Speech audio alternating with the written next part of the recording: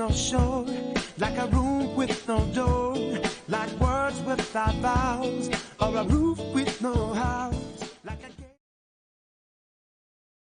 cases this week in one episode, and these cases do have quite a few things in common, and you will see what I mean when I get into them. There is a warning for both of these cases, so I'm going to say that at the beginning of this episode, they do involve sexual assault. The first case I'm going to talk about is the murder of Amy St. Laurent in October of 2001 in Portland, Maine. I didn't even know there was a Portland, Maine. Every time I think Portland, Oregon. But nope, there's a Portland, Maine. Amy was 25 years old when she went out on a Saturday night on October 20th in 2001 in Portland, Maine, where she lived. Her friend was visiting her from out of state, and she wanted to go out and have some fun in Old Portland. So every source kept saying Old Portland. People from there, I guess, call this area Old Portland, which is what I'm assuming is what all the locals possibly call the area. So she and her friend, they went there. Her friend Eric had met Amy a few weeks earlier when Amy was visiting friends in Florida. Amy and Eric, they hit it off. They weren't dating, but I'm not exactly sure their relationship status, to be honest. I'm assuming it was like a hanging out, kind of seeing each other situation, but not serious. But you know, who knows? Maybe one day it could go somewhere. But at this stage in things, they were still getting to know each other. Around 10 a.m. that night, Amy and Eric went to a pool hall in Old Portland.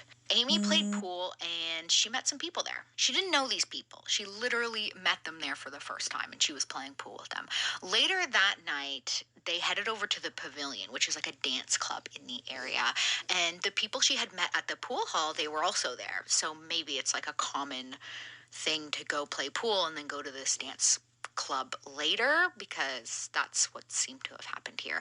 At some point, Eric loses sight of Amy, and before long, the bar was closing up, and Eric was waiting outside for Amy, but he never saw her leave, so it's possible she had already left, but he's confused because they went there together, and her bag and her keys were in his car, and not only that, but Eric was supposed to be staying with Amy in her apartment that night, and he had done so the night before. I don't know the full situation here. So Eric drives back to Amy's house, and even though he has her keys, he doesn't go inside. He sleeps in his car, and he only goes inside in the morning to drop her stuff off before he heads out.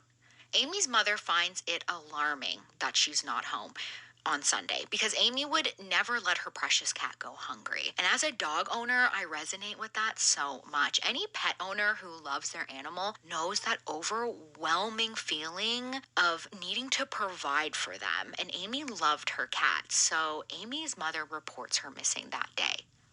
Monday rolls around and Amy is not at work. Amy, she would never miss work without letting them know. She was hardworking, and in a documentary I watched on this case, people described her as reliable. Everyone took this serious immediately. Amy's family were hanging out missing posters with her face and her details on them up around town, and police were looking into her disappearance as well. The guys who were playing pool with Amy, they see the poster and they call police to tell them, yeah, we had seen her last night. And in fact, at the Pavilion, she told us that she had lost her friend and all her stuff was in his car.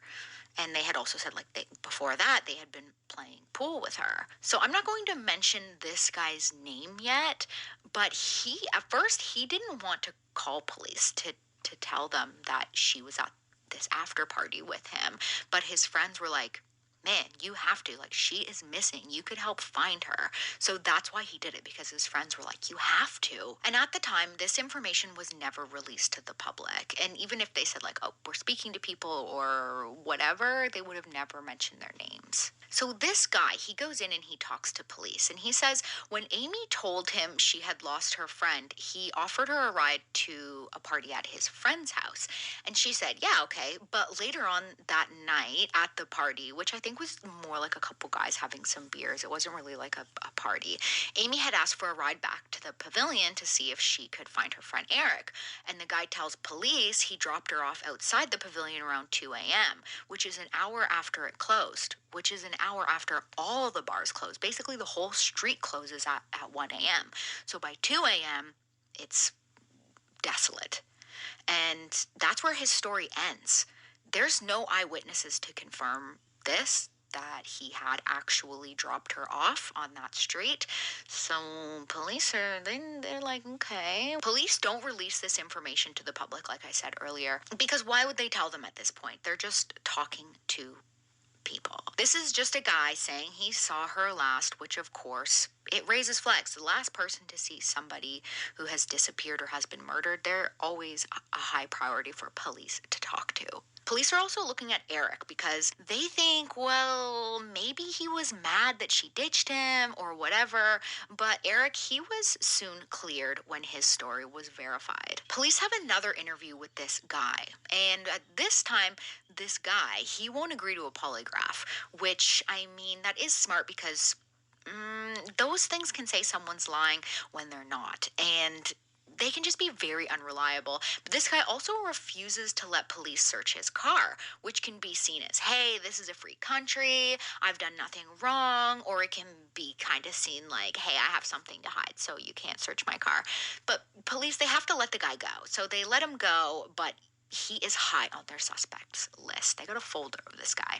We're now 5 days into the investigation at this point, and Officer Joe Laughlin, he has been on this case since day one, and he's feeling like, we don't really have anything to go on, we don't have anywhere to look, we don't have any questions to ask, we don't have any leads, so he's feeling a little bit lost, a little bit maybe desperate at this time. So he reaches out to Vicky Monroe.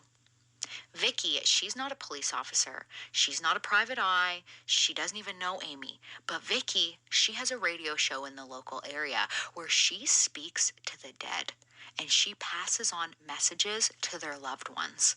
Laughlin sees no harm in trying. So he calls Vicky, and the information she gives him aids the investigation in ways he never imagined. Vicky Monroe was born with the ability to speak to the spirit world. And in 2014, which was after this case, she had a show called Cell Block Psychic, where she would speak for the victims to their murderers on death row. Vicky has helped police close cold cases. So I'm getting this from her website, which I will link, but I couldn't find the exact details on which cold cases. I would have liked to go into those, but I couldn't really find them. I couldn't find them at all, actually. She has a PhD in holistic health, and she grows herbs and natural medicine, and she seems like all around fucking magical. If you're skeptical of her abilities, just wait and see. Police, they cannot explain what they are hearing from Vicky on the other end of the phone. And in an episode of Psychic Investigators, she recounts the details, saying that as soon as Officer Laughlin mentions Amy's name, she became emotional and Amy appeared to her. Vicky describes a gray sweatshirt with something written on it. She even reads what it says. Pratt and Whitney, the company Amy worked for. If you're like me, you're thinking, well, she probably saw a missing persons report, and in that report, maybe it described the last thing that Amy was wearing. Okay, fair enough. That was my thought. Maybe. But then she tells them that Amy was murdered, and that Amy keeps saying J, J, J, J over and over again until finally she says the name Jeff. Jeff is the man at the top of the suspect list. 21-year-old Jeffrey Gorman. That's the guy police have interviewed twice. That's the guy who was the last person to see Amy alive. That's the guy who claimed he dropped her off by the Pavilion nightclub at 2 a.m. That's the guy who refused a polygraph and the search of his car. Vicky had no way of knowing that man's name and that he was being questioned by police. I'm not sure if it's in this same phone call or later, but Vicky also tells police that Amy is in an area with lots of trees. It's very dense forest. She says there's water there. She can hear it. She says there's a house nearby. And the murderer, he's very familiar with this house. He's connected to this house somehow. Vicky also tells police that Amy told her that she's under something and she can't get out. And then one last haunting detail Vicky tells police is that they will find Amy's body before the first snowfall of the year. Police looked into Jeff and they see that he has a criminal record in other states. He's not a clean-cut guy by any means. He's got a record. They also find out that Jeff's mother lives nearby on a property where Jeff also lives. This property has a large pond on it and is covered in dense trees. Vicky had no way of knowing any of this. Police know that Jeff was in the area of his mother's house that night Amy disappeared because he had been pulled over earlier in the early hours of the morning between 2:45 a.m. and 3:14 a.m. I don't know the exact time because different sources say slightly different times. So it was in between that time. So he said he dropped Amy off at 2 a.m. By between 2:45 and 3:07 a.m. he was pulled over by police near his mother's house because he had a tail light out, or he had a broken light out on his car.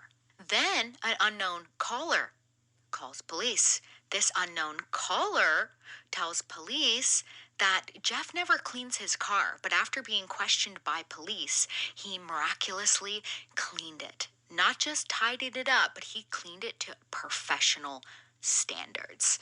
And to this anonymous caller, that raised a lot of flags because apparently this was very significant because he never cleaned his car. It was actually known that he was like, my car's a piece of shit. Why would I clean it?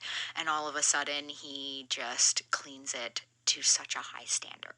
Enough for this person to call police and say, this is weird. Which, of course, makes police suspicious. Police notice that Jeff is changing his appearance. He's shaving his head. He's getting tattoos. I believe he even moves out of the area at that time as well. We will see he does get out of that area at some point. 6 weeks into the investigation, now early December, police are searching Jeff's mother's property. And they are searching with a massive search team and cadaver dogs. They notice a bit of ground. It's feeling a little bit soft. They're like, hey, this ground looks like it's maybe recently been dug up and then put back together with something like a shovel. When the dog comes around, it hits on the spot. December 8th, police dig in a little bit. They're like, what's going on with this soft spot? So they start digging in, getting their hands in there, and they can feel that there is a body under there. Then they start to carefully excavate the area. So now they're like, let's see what's going on in here. And we need to do everything professionally here. We need to make sure that this is done perfectly because we don't want to ruin any evidence. So they carefully start to excavate the area when they come to a piece of plywood. When they lift up the plywood, they uncover the body of a young woman wearing a gray sweater with the text Pratt and Whitney on it. It wouldn't be until later when dental records confirmed it, but it was Amy St. Laurent. That same day, which was a Saturday, when they had discovered the young woman under the piece of plywood and excavated her, as police were walking out of the wooded area, the first snowflakes of the year started to fall. I'm not even kidding you. That is what happened. Vicky predicted it. And these little snowflakes, eventually it accumulated into a pretty big snowstorm. This is when I get shivers because Vicky predicted everything that had happened. She didn't predict, she said Amy told her, I'm under something, I can't get out. She hears water. She sees a wooded area. She sees a house that is in some way associated with the murderer. She says you will find her before the first snowfall. I just get shivers. Now police have to find Jeff Gorman because Amy's body has just been found on the property that his mother lives on and that he also lives on. But Jeff, he had fled to Alabama. The day after Amy's body was discovered, Jeff's mother is speaking to him on the phone when he admits to his mother to shooting Amy in the head. This is later brought up in court as she had testified in front of a grand jury about this conversation she had had with her son a day after Amy's body was discovered on her property. But later, she said she didn't remember the phone call and tried to basically take it back. But after much debate, they played the recording of her testimony in court for the when the trial's happening, and it was one of the biggest pieces of evidence they had, because at that time, only the murderer and police knew Amy had been shot. And for Jeff to say he shot her in the head not only says he knows she was killed by a gun, but where exactly on her body that she was shot. So this is very damning evidence, because the only way he could have known that is if he did it. According to SunSentinel.com, in an article on this case, it said that Jeff's mother had tried to have him committed to a mental health facility when he was 14 years old. And she told a judge that he was violent towards her when, quote, he didn't get what he wanted, unquote. In an article written by MainCrimeWriters.com, it states that Jeff, also known as Russell is his middle name, and he often did go by it, but it said that he was boisterous about how many women that he slept with, and he didn't like to take no for an answer. And it also said in that article that it was known that he had been carrying a gun. Not long after the discovery of Amy on Jeff's mother's property, did police track him down in Alabama and arrest him on a fugitive warrant. But Jeff, he didn't go easily. He claimed to have weapons in the home and that he was going to kill himself. He said, I've got a gun and I'm going to kill myself. And this led to a 4-hour standoff until eventually they apprehended him. Jeff was charged with first-degree murder. And according to SeaCoastOnline.com, during the trial, Amy's father looked at Jeff and said, quote, you burn in hell, unquote. He also asked the judge for Jeff to be sentenced to death, even though Maine doesn't have that punishment. Her father thought it only fair that Jeff no longer lives. Amy's mother spoke at the trial as well, and she let it be known that Jeff should not apologize to her because he doesn't even understand the word sorry. Considering the court couldn't prove premeditation, so the maximum penalty, it wasn't an option in this case, but Jeff was sentenced to 60 years with eligibility after 51 years, which means he will be in his 70s before he is even allowed to try and get released. After the sentencing, Amy's great-uncle Richard said, quote, I believe in an eye for an eye. It's too bad they don't have the death sentence, unquote. And I gotta say, even though an eye for an eye leaves the whole world blind, well, that's how the saying goes, you know, I understand his energy here. The death sentence would mean there's no possibility of parole. So even if a death date isn't set, they can be sure that he's not going to get an early release, because you can't get an early release on a death sentence unless you die. So what happened the night Amy disappeared? Well, police believe Jeff was giving Amy a ride back from the party that she left the pavilion for to go with him when he tried to make a move on Amy, and she refused his advance, making Jeff fly into a rage. They think that's when he assaulted, raped, and murdered Amy. It's unclear when he buried her on the property, but I read that it could have been up to 2 days later.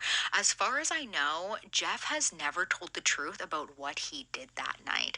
Later autopsy findings show that Amy had been drugged with GHB, as it was found in her system. I then found a record on a website called caselaw.findlaw.com in an article titled State vs. Gorman.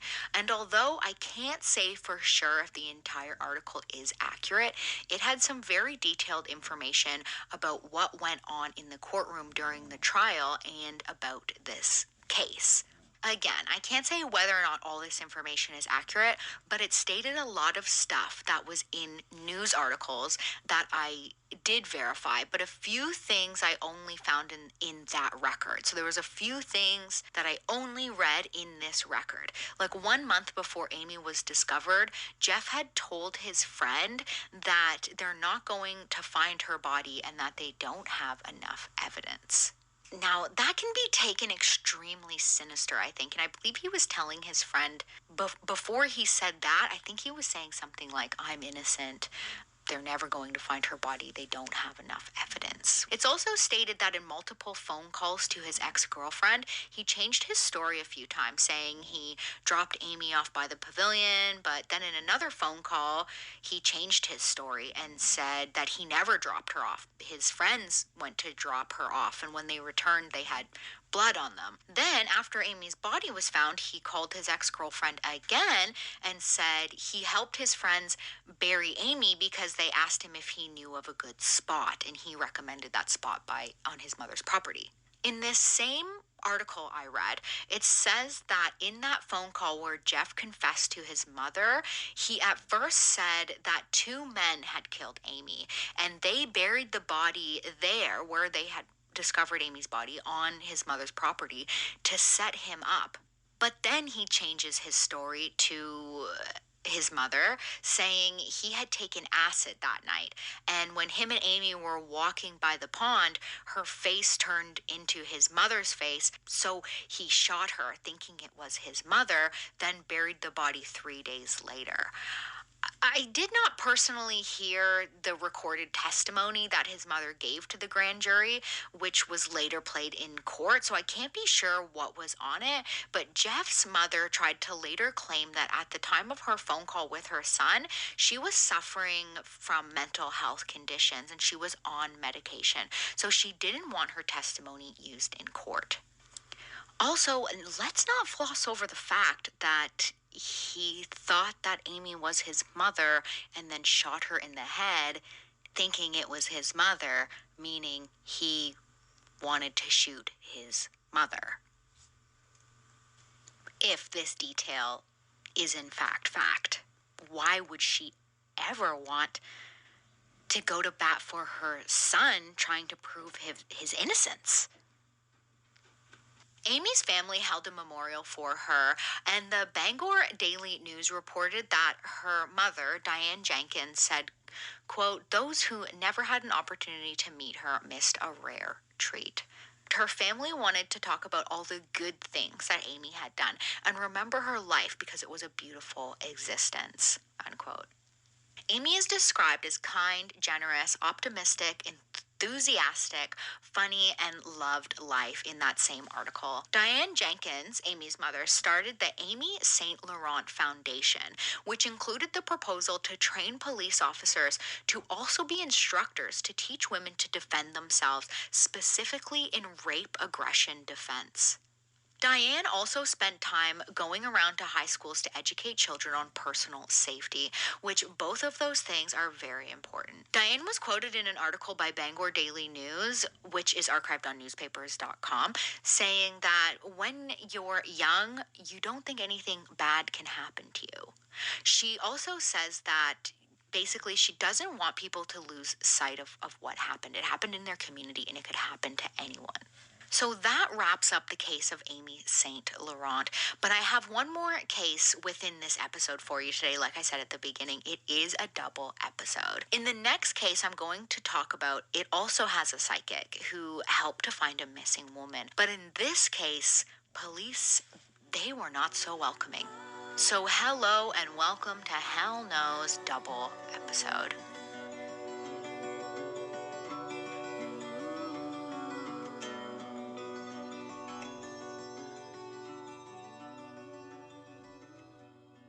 This case takes place December 15th in 1980 in Pacoima, Los Angeles, California. 31-year-old Melanie Uribe is on her way to the hospital where she works as a nurse. At 10:45 p.m., she stops at a red light in her truck when suddenly she is ambushed by 3 men who take control of her vehicle and kidnap her. A witness on the street saw everything, and I believe it was this witness who called police. At 5 a.m. on December 16th, so it's about 7 hours later, her vehicle is found burning by a canyon called Lopez Canyon. Melanie has been reported missing at this time since she never made it to work that night. And that was totally out of character for her to just not show up and not call. Now, with the discovery of her vehicle, and she is still nowhere to be found, police not only do a door-to-door search for her in the area, but they also search a nearby canyon, and they turn up nothing. Melanie is a single mother. She has an 8-year-old son, meaning there is a child at home depending on her. So for her to be missing, it means something serious has happened.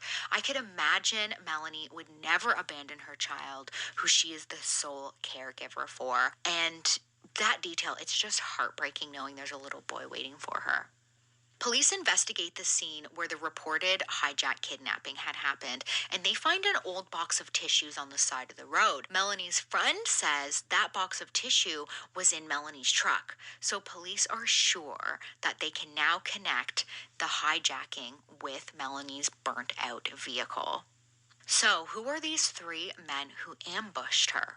That afternoon, Etta Smith is at work packing boxes and listening to the news on the radio when a report comes on about finding the burned up vehicle of the missing woman and how they are doing a door-to-door search to find her. And Etta says that she immediately hears a voice saying, "She's not in a house." Then Etta has a vision of where Melanie's body is. Since Etta Smith was a child, she couldn't explain how sometimes she would just know things that there was no way she could have possibly known. And she eventually confided in her mother as a child, saying like, "Hey, sometimes I have visions and I just know things that haven't happened yet. I just know information that there's no way that I could know." Her mother told her to keep it a secret, and she did. But now in her early 30s, at this time, the vision, it was just so clear and powerful. She could not shake the thought. It was as if her brain was obsessing over it, and it would not get out of her head. She went to police that day to tell them about what she felt and saw through her ability. She was worried they would think she was crazy, but she felt so strongly about locating Melanie, she went to police anyway. Etta, she never knew Melanie. She had no connections to her, and as far as I know, she didn't even know anyone who knew her. When she is talking to a police officer, he asked her to point out on a map where Melanie is, and she does. She points to a spot on Lopez Canyon, and the officer, he says that, "Oh, we haven't searched that area yet, but they will." And Etta says, "Yeah, she will too." Etta wants Melanie found ASAP. She doesn't have time for police officers to eventually get to it. She wants it done now. A half hour later, Etta Smith is standing beside Melanie Uribe's body in Lopez Canyon. After she finished talking to police, she went to search the area. First, she went home to get her 2 children and her niece. Her niece was 21. Her children were 8 and 9 years old at that time. And in an interview with Oprah, she says she wasn't thinking properly and shouldn't have brought her children. She says she does feel bad about that now because, her children, they did see Melanie's body. So after she left the police station and got her children and her niece, they drove up to Lopez Canyon looking into the canyon to see if they could spot anything. Her vision was clear, so she knew the type of area she was looking for. And at one point, she pulls over beside tread marks in the dirt, and she gets out and she touches the tread mark with her hands, and she feels something terrible. She knows that these tire marks are connected to a traumatic event, and she can feel fear. After driving about 30 more feet, her daughter says she can see something. So they pull over and walk into the canyon where they discover Melanie. They all run back to her vehicle and flag down a police officer on the road. And from there, the homicide investigation is in full swing. Since the only way Etta can explain how she found Melanie to police is through her visions, they don't believe her. They bring her and her children in for questioning, and here is where a lot of trouble started for Etta.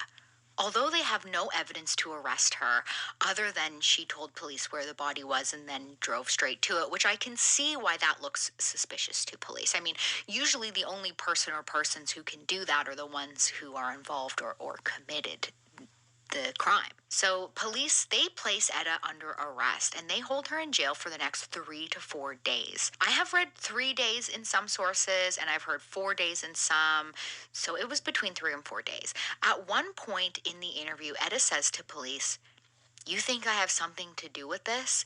If I was capable of this, I would have killed my husband a long time ago." And I heard her retell this story on an episode of Psychic Investigators. And Etta, she's got a lot of sass, let me tell you. So I could just imagine the police's face when she said that to them. Etta even tells police that she will do a polygraph, and when they give her the polygraph test, she fails. But to me, this means nothing. A polygraph test results, they can be thrown off so easily if somebody is nervous or if someone's on medications. There's so many reasons why they're just not accurate. Etta says when police threw her in jail, they stripped and cavity searched her, which is not a nice thing to go through. And she's innocent. Like, she's being accused of these things. They're stripping her down. It's just not a good situation. Etta helped police, so she had helped them find Melanie, and now she was being treated like the murderer. The next day, the phone rings in the police station, and when they answer it, it's a woman who remains anonymous to police, and she says she knows who killed Melanie, and she has the murder weapon. She goes into detail about what the weapon is, and this really intrigues police because they never released that information. The woman is saying she has the rock that was used to murder Melanie. 2 days later, another phone call comes in, and it's anonymous again. This time, a man saying he knows who murdered Melanie. And when this man meets with police, he tells them he knows more people who have firsthand information about the murderers. So whoever committed this crime, they're talking. They're talking to people they know about what they've done. From conducting multiple interviews with multiple people, they end up turning their radar onto 17-year-old Willis, and I believe that's his last name. In many sources, they all said the 17-year-old, because he was under the age of 18, he wasn't named, so I couldn't read that name in the newspaper articles. It just said a 17-year-old.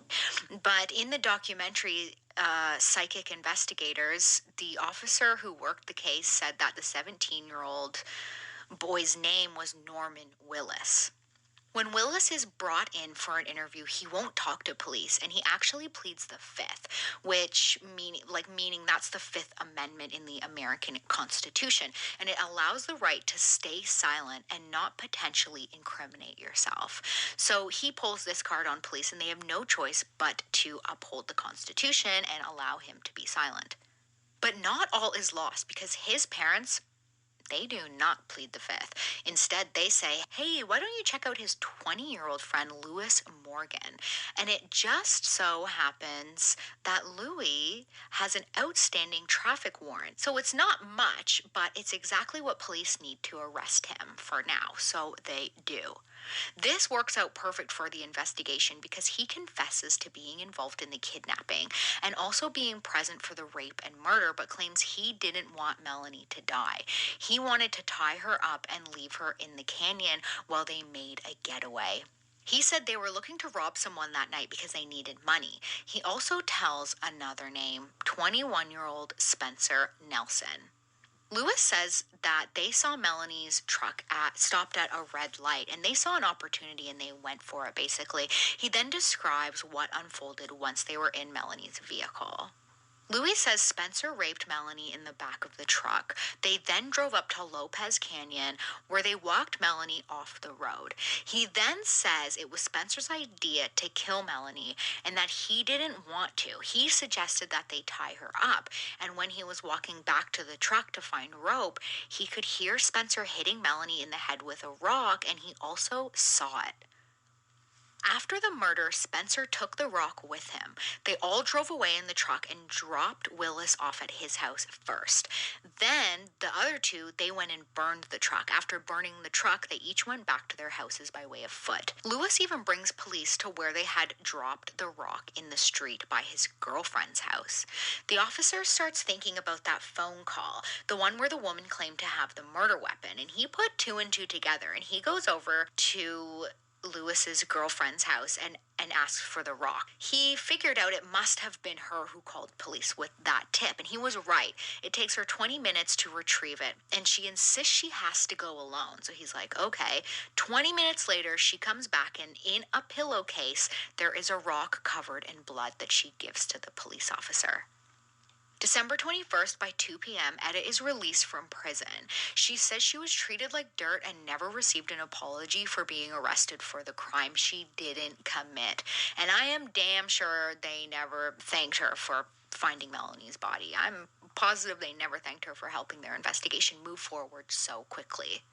The officer on the case made a solid note that in the entirety of Lewis's confession, he not once mentioned Etta. Etta's name never came up at all. There was never any evidence he had a female accomplice. So Etta, she was thankfully cleared. And Etta, about a year later, she ended up filing a wrongful arrest suit. And her lawyer, well, he must have made a very compelling case because she won. And she was granted $26,000 for pain and suffering, $1,184 for lost wages and lawyer's fee. So it must have been a good case. She was initially suing for $750,000, but I'd say she came out of that all right. The three men, Lewis, Willis, and Spencer, were arrested and charged for first-degree murder, accessory to murder, kidnapping, for robbery, and rape. Police believe that Spencer Nelson wanted Melanie dead because he had already been in prison for kidnapping and rape previously, but he had left his victim alive, which in turn got him convicted. So this time he didn't want his victim to live, thinking he would have a better chance of not getting caught.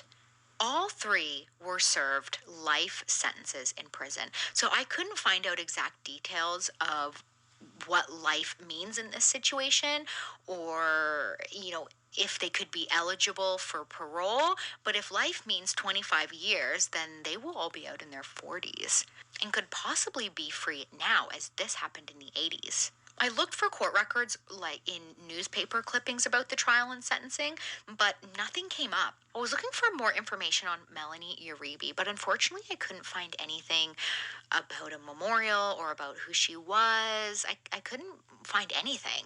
The only thing I could find was her age, that she had an 8-year-old son, that she was a nurse, and other than that, she was described in that documentary as dependent, responsible, and reliable.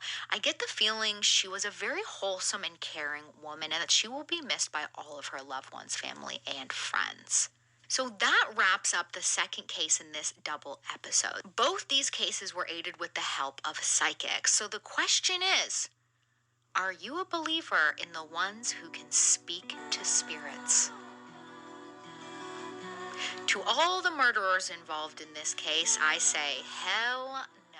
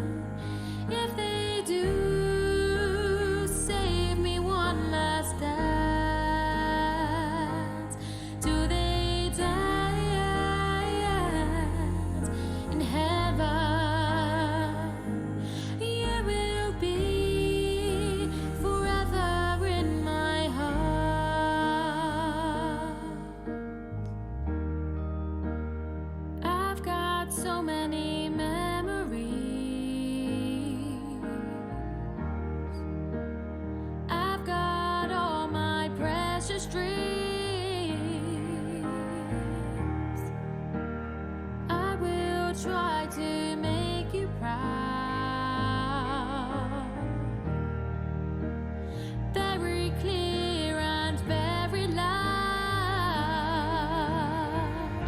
I hope to learn to smile again. I need to learn to laugh again and keep the flame burning.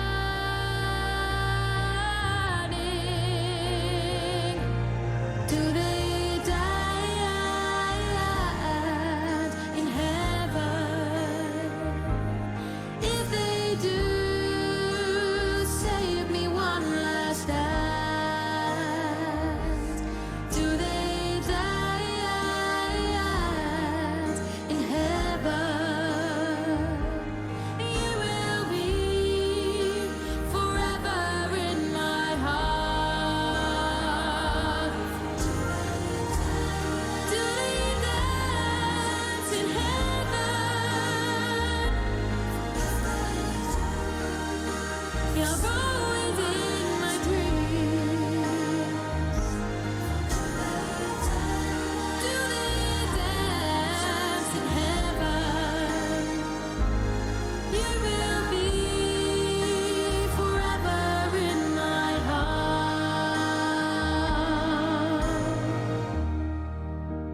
Forever in my heart. You're forever